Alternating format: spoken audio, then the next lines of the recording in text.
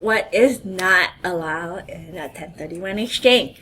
A 1031 exchange can be a powerful tool that we already know that. So let's explore what is not allowed in the 1031 exchange. So focusing on the disqualified property and transactions.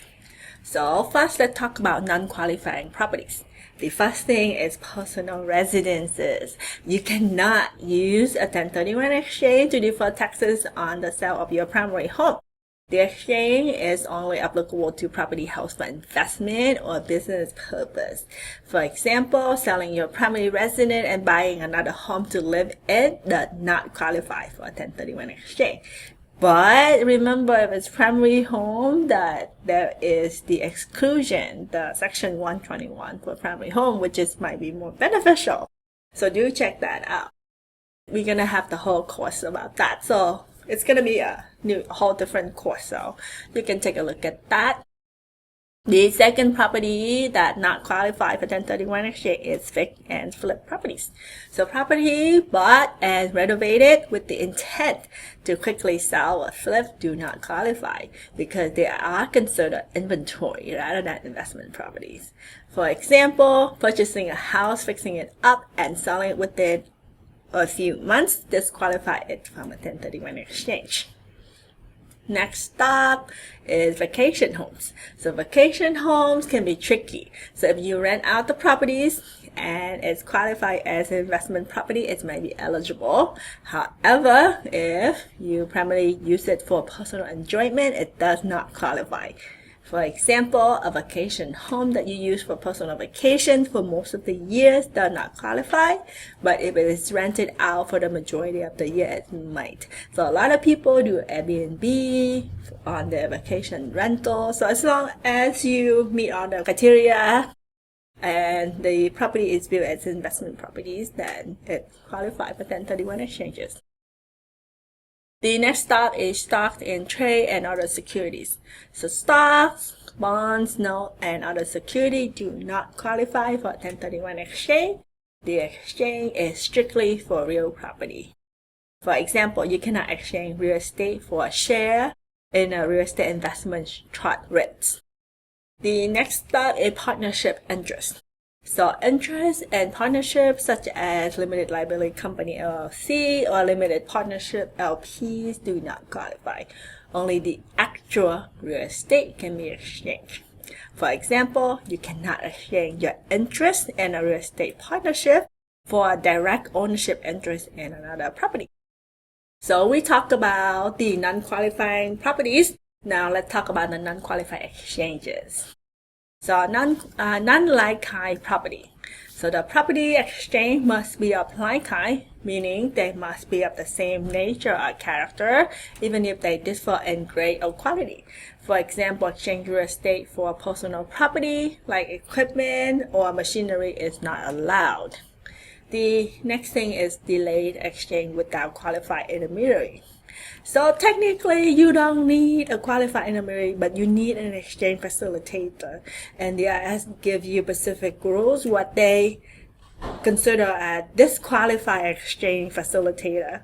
So why do you want to use somebody else, an amateur, right? Or anybody that you're not sure about the quality for such an important exchange would involve a lot of money, right? We're not talking about a couple $1,000s here and there that potentially you could save or lose. We're talking about at least, like 10, 20, usually even 10K people don't bother do 1031 exchange. Because, that's still a lot of work for that small amount of money. But, it could be like 30, 40K, 100K, 200, a couple $100,000, right?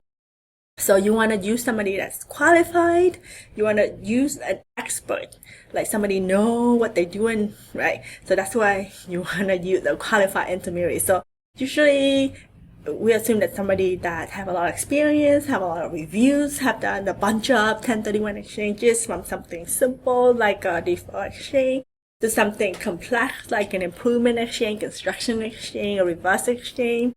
Like somebody with a lot of experience that can guide you, and then remember, okay, so IRS, especially with 1031 exchange, is very, very, very rules bound. So everything have to be exactly like cross the T and dot the I. Like everything have to lay out perfectly. If you miss the deadline, disqualify.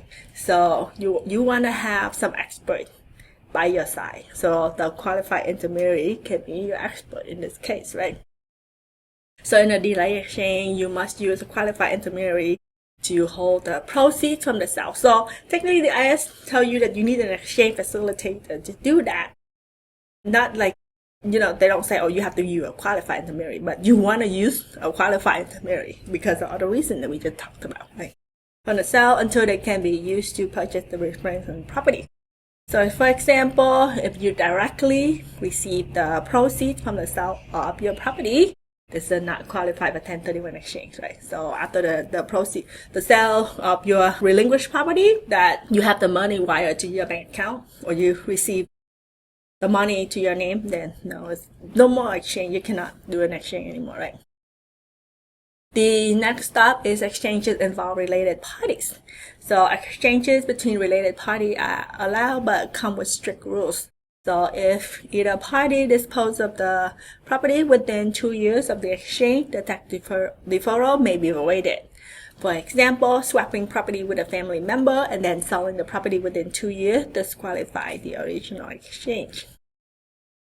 The fourth thing is property held primarily for sale. So properties held primarily for sale to customer in ordinary course of business, such as dealer property, do not qualify. For example, land held by a developer for sales as individual lots may not qualify for 1031 exchange. The fifth thing is exchange for foreign property. So U.S. property cannot be exchanged for foreign property and vice versa. For example, exchange a rental property in the U.S. for a vacation home in Europe does not qualify. But usually with 1031 exchange, it works if you do U.S. with U.S. property or foreign property with foreign property. But you cannot do U.S. property and foreign property or vice versa. You cannot, right? So it have to be geography related to U.S. So U.S. to U.S. or foreign to foreign. With that, let's move on to our next topic.